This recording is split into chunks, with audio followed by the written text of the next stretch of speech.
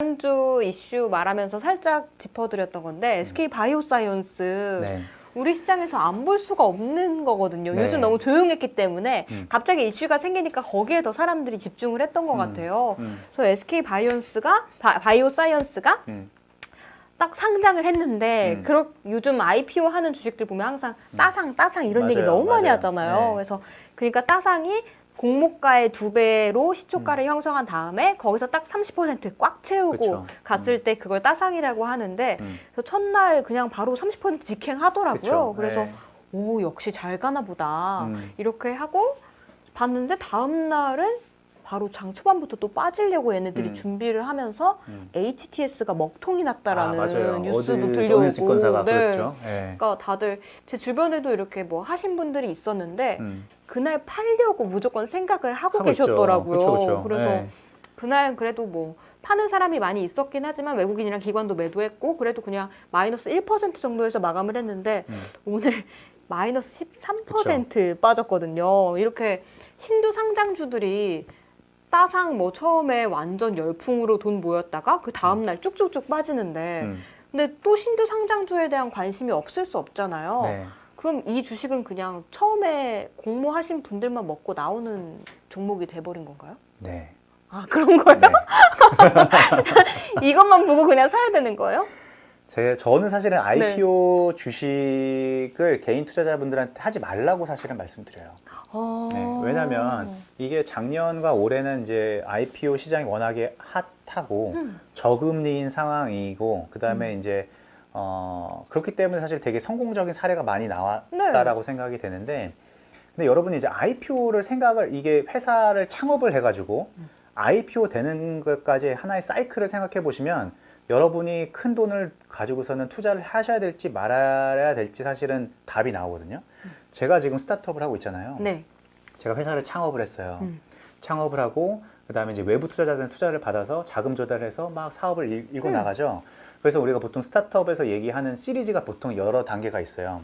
시리즈 A 단계, 그리고 A 단계가 있고 B 단계가 있고 C 단계가 있어요. 그럼 이제 시리즈 A, B, C가 이렇게 있는데 이 A, B, C로 뒤로 가면 갈수록 상장에 가까워지는 거예요. 그렇죠? 상장에 네. 가까워지는 거예요.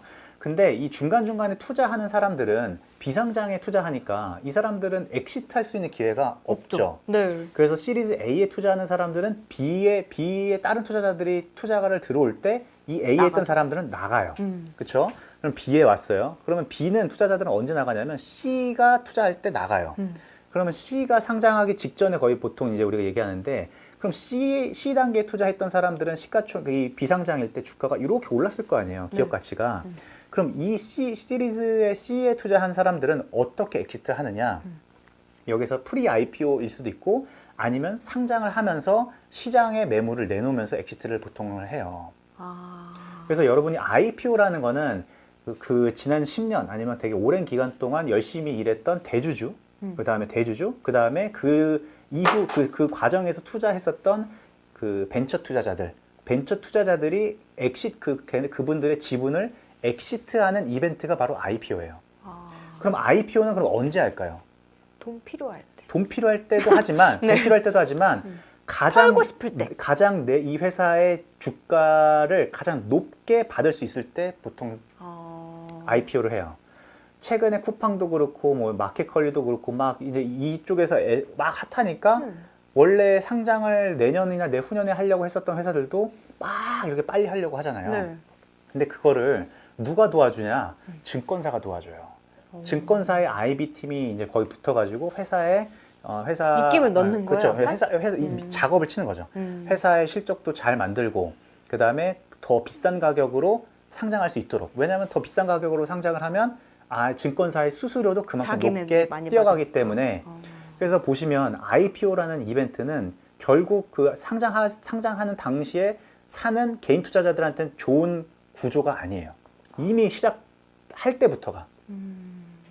제가 항상 이런 얘기를 해서 인기가 없을 수 있지만 그렇지만 여러분이 구조를 보시면 그날 따상을 해가지고 산다 했을 때는 누구의 매물을 여러분이 받아주는 거냐면 그 시리즈 C에 들어간 벤처 투자자들, 그 다음에 그거랑 같이 했었던 증권사의 지분, 그 그다음에 IPO 할 때 그 지분을 털고 나가고 싶어 하는 대주주의 물량을 여러분이 받아가는 거예요. 근데 그게 회사가 물론 좋은 회사죠. 좋은 회사들이 상장을 하죠. 근데 문제는 뭐냐면 엄청 비쌀 때, 단기적으로 가장 비쌀 때 상장을 한다는 게 문제예요. 좋은 회사, 뭐 이런 구조, 이런 게 나쁘다라는 게 아니라 개인 투자자 입장에서는 매우 비싼 시점에 상장을 하기 때문에 안 좋은 가격에 하는 구조이기 때문에 제가 추천을 안 드린다는 거예요. 그러니까 이렇게 네. 저처럼 SK 바이오사이언스가 따상 갔다네. 네. 그러니까 이제 사고 나서 공부를 시작하는 거예요. 네. SK 바이오사이언스가 무슨 회사인지 저도 또 공부를 해봤더니 얘네가 음. 백신 만드는 회사더라고요. 그래서 장티푸스 백신이랑 코로나 백신 만들면서 CMO도 하는 회사라고 하는데 지금 이렇게 처음에 과열돼서 올랐다가 빠지고 있잖아요. 근데 제가 만약에 공부를 했어. 이 회사가 진짜 좋은 회사인 것 같아. 라고 하면 쭉쭉쭉쭉쭉쭉 사실은 빠지죠. 네. 빠지고 나서 이때 샀었어야 되는 거네요. 그렇죠. 그렇죠. 사실은 그리고 IPO 하는 회사들은 네. 제가 앞서 말씀드렸잖아요. 이게 여러분이 그 회계를 좀 공부해 보시는 분들은 아시겠지만 손익계산서에 나오는 실적은 단기적으로는 조금 조작이 가능해요. 합법적으로. 예, 합법적으로. 예를 들면 뭐 감가상각에 대한 그 규정을 조금 더 뭐 장기적으로 늘린다던가 뭐 이렇게 하면서 단기 손익계산서의 실적을 좋게 만들 수 있거든요. 그러면 여러분이 그 상장을 되게 비싸게 하고 싶어 하는 투자자 플러스 증권사 컨설팅이 끼어 있다라고 하면 완전 높이 모든 실적을 되게 좋게 만들겠죠. 그래서 제가 보통 말씀드리는 거는 신규 상장 회사들은 일단 1년 뒤에 보는 걸 추천을 드려요. 왜냐하면은 상장하고 나서 첫 번째 분기 보고서, 반기 보고서, 또 분기 보고서, 사업 보고서의 하나의 사이클을 한번 보시고 그러면은 이 회사가 상장했을 때 얼마나 실적을 땡겼는지, 우리가 보통 땡겼다라고 표현을 하는데 얼마나 실적을 땡겼는지, 그래서 땡긴 거에 대한 일회성을 제외하고 나서 봤을 때는 얼마만큼인지를 여러분이 확인하셔야지만 이 회사에 대한 가치가 조금씩 다를 수가 있어요. 원희영이 님도 질문을 해주셨는데 지금 네. 사고 싶은 사람 많을 텐데 적절한 주가를 몰라서 못 들어감. 네. 그러면 변두 매니저님 말처럼 1년 사이클을 좀 보고 그때 그쵸. 들어가야 되는 거죠? 그렇죠. 지금 원희영희 님이 말씀하신 것처럼 사고 싶은 사람이 많은데 사고 싶다고 하면은 물려요. 그렇죠. 네. 여러분이 주식이나 부동산이나 채권이나 모든 재테크는 다른 사람들이 사기 싫을 때 사야지만 이익을 봐요. 그렇죠. 맞아, 네. 맞아.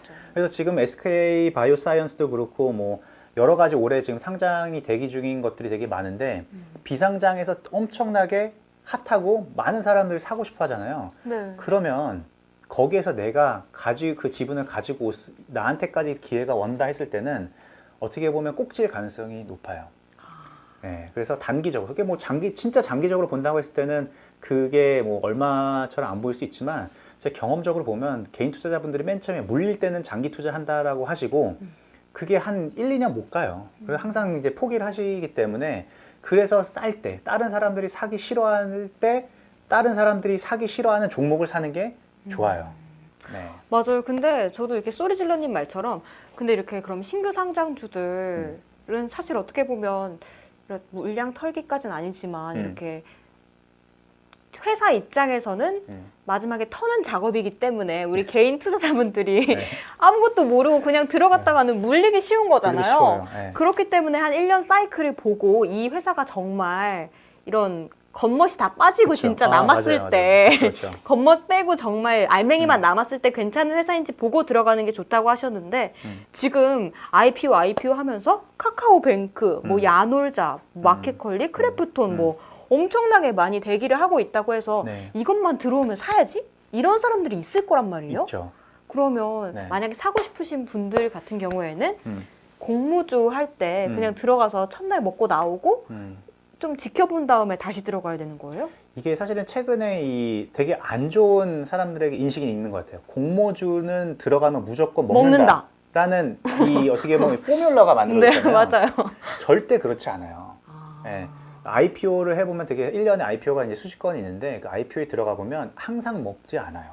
그렇기 때문에 여러분이 최근에 이제 뭐랄까 이게 너무나 많은 사람 약간 돈에 대스타들이 네, 이렇게 막 네, 빵빵 터지면서 돈이 시중에 이제 유동성이 워낙 많기 때문에 이런 효과들이 좀 나타난 것 뿐이지 IPO가 절대 항상 매번 먹는 안전한 투자 방법이 아니에요. 예. 그렇기 때문에 IPO 하는 것마다 그냥 여기저기 돈 다 대출 땡겨가지고 들어가시면 한번 크게 당할 수도 있어요. 그래서 그렇기 때문에 그렇게 하시지 마시고 좀 여유롭게 하시면 돼요. 뭐 내가 못 사는 거 안 사면 어때요? 뭐 딴 거 사면 되지. 얼마나 많은데 주식이 국내에만 2,000개가 넘는 주식이 있고 미국에도 지금 몇천 개가 뭐였죠? 엄청나게 많아요. 좋은 주식이 꼭 그렇게 안 해도 된다. 네, 그렇습니다. 진짜 저 지금 약간 네. 머리를 땡 맞은 느낌이에요. 사실 저도 다음에 IPO 준비하고 있는 거 그럼 나도 공모주 들어가 볼까 이 생각했거든요. 왜냐면 요즘 매니저님 말처럼 공부하고 장기로 생각하면서 가치주에 투자해야 되는 건 맞지만 그게 수익이 팡팡 튀어오르지 않잖아요. 우리가 인내심을 갖고 지켜봐야 되는 애니까 그건 그거대로 놔두고 그래도 한 번 좀 먹을 수 있다는데 이거 해볼까라고 생각을 했거든요. 해봐도 돼요. 네, 해보지만 결과적으로는 이제 몇 번 해보다 보면 수업료를 내야지 그렇죠, 그렇죠. 안다는 거죠. 그러니까 저는 항상 이런 것들은 다 해보라고 말씀을 드려요. 예, 해보라고 말씀을 드리는 게 본인이 깨우쳐야지만 알기 때문에 그런 거죠. 예, 그래서 근데 이제 중간중간에 그거를 꼭 내가 직접 안 해보고 좀 빠른 길을 갈 수도 있는 거를 이제 제가 말씀드리는 건데 그 지름길을 말씀을 드려도 항상 이렇게 사람들이 옆으로 이렇게 꼭 해봐야지 하는 사람도 있고 조금 더 이제 지름길에 대해서 이제 바로 하는 분들도 계신데 해보는 것도 안 할 거예요. 네. 요즘 다 IPO 하면 막 요즘 창투사 관련 주들도 엄청 네. 잘 가고 이래서 그렇죠. 사람들이 되게 좋은 쪽으로만 생각한 것 같은데 네. 좀 시각을 다르게 봐야겠네요. 그렇죠. 항상 뭔가 이런 자산 재테크에서는 일단 사람들이 많은 관심을 가지고 있고 시장에서 뉴스도 많이 나왔고 내 주변의 친구들까지도 많이 알았다라면 그 모든 건 이미 주가나 가격에 반영됐다라고 보시면 생각하면 돼요. 그래서 그거를 그 사람들과 나도 동일한 방향성으로 투자할 때는 기대 수익률을 매우 낮게 가져갈 수밖에 없어요. 예.